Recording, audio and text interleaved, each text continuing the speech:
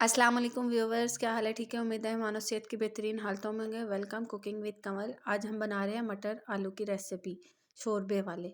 सबसे पहले मैंने ले लिए हैं आधा किलो मटर, इन्हें अच्छे से धो के वॉश कर लिया है। उसके बाद मैंने लिए 3 बड़े साइज़ के आलू, इन्हें बड़े बड़े क्यूब्स में काटा है। और उसके बाद मैंने लिया है एक दरमियाने साइज़ की प्याज, 4 छोटे साइज़ के टमाटर लिए हैं। मेरे पास फ्रोज़न है इसलिए मैंने इन्हें साबुत ही रखा हुआ है। उसके बाद ले लिया है 1 टेबल स्पून अदरक लहसुन का पेस्ट।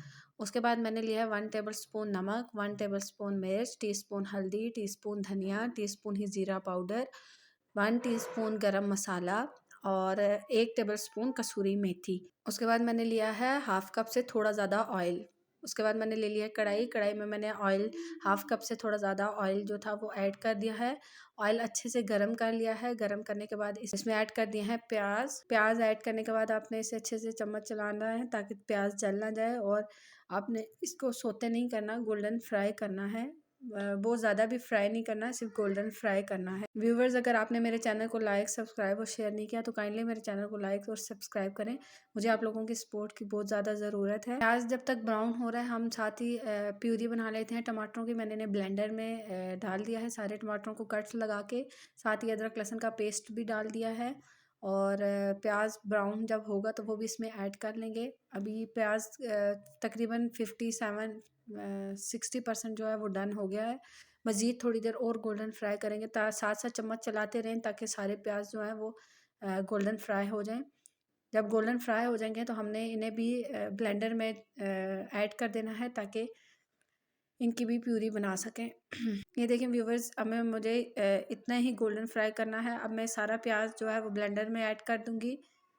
फ्लेम आपने नीचे ऑफ कर देनी है ताकि प्याज जल ना जाए। सारा ब्लेंडर में ऐड कर दिया है मैंने।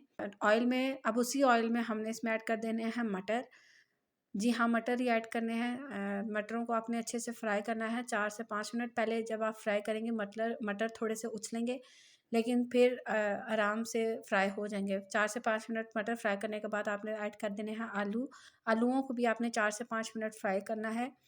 इनसे मटर आलू का टेस्ट बहुत अच्छा आता है। आपने पहले इन्हें फ्राई करना है, उसके बाद प्यूरी और मसाले वगैरह डालने हैं।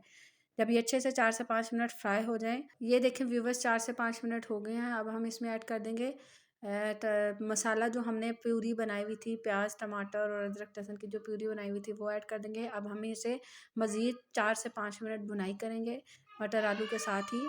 ये देखें इतनी अच्छी बुनाई हो गया है कि ऑयल जो है वो सेपरेट होना शुरू हो गया है। अब हम इस स्टेज पे इसमें डाल देंगे स्पाइसेस। आपने मेथी अलग कर लेनी है और बाकी सारे स्पाइसेस ऐड कर देने हैं।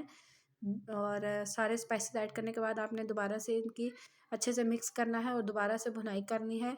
आपने इसकी इतनी अच्छी भुनाई करनी है कि ऑयल जो है वो बिल्कुल सेपरेट हो जाए। व्यूवर्स, मेरा मकसद आप लोगों को आसान और घर के मसालों से ही बनाना, चीज़ें अच्छी अच्छी चीज़ें बनाना जो है मकसद है, ताकि आप को कोई चीज़ बाहर से लानी ना पड़े और घर के मसालों से ही आप अच्छा खाना तैयार कर सकें।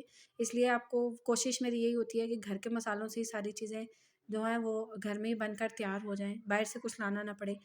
अब ये देखें व्यूवर्स, अब इसकी मैंने इतनी अच्छे से भुनाई कर ली है। तकरीबन 2 से 3 मिनट और भुनाई करने के बाद ये देखें व्यूवर्स, इसकी मैंने अच्छे से भुनाई कर ली है। अब 2 से 3 मिनट और भुनाई करेंगे। ऑयल देखें आप कितना अच्छा सेपरेट होना शुरू हो गया है। जितनी अच्छी सालन की बुनाई होती है उतना ही अच्छा सालन बन के तैयार होता है। अच्छे से बुनाई करने के बाद मैंने इसमें ऐड कर दिया है पानी। पानी आपने इतना ऐड करना है कि मटर और आलू उसमें गल भी जाएँ और शोरबा भी उसी में ही बने। इतना ऐड करना है। शोरबे के लिए बाद में पानी ऐड नहीं करना क्योंकि वो उसमें टेस्ट नहीं होता। आपने इतना पानी ऐड करना है कि शोरबा भी बन जाए। मैंने पानी एक बड़ा मग्गा ऐड कर लिया है। अब मैं इसको ढककर रख दूँगी दरमियानी आँच पे और बीच में 15 से 20 मिनट बाद हम इसका ढक्कन खोल के चेक करेंगे कि मटर और आलू गले हैं कि नहीं गले। और अगर नहीं गले हुए होंगे तो हम इसे मज़ीद 15 से 20 मिनट जो है वो लगा देंगे दोबारा दम। व्यूवर्स, मटर फ्राई करने से ये होगा कि आपके मटरों का कलर बिल्कुल वैसा ही रहेगा, कलर चेंज नहीं होता। आलू और मटर मैं ये यहाँ पे चेक कर रही हूँ कि गले हैं कि नहीं लगे गले।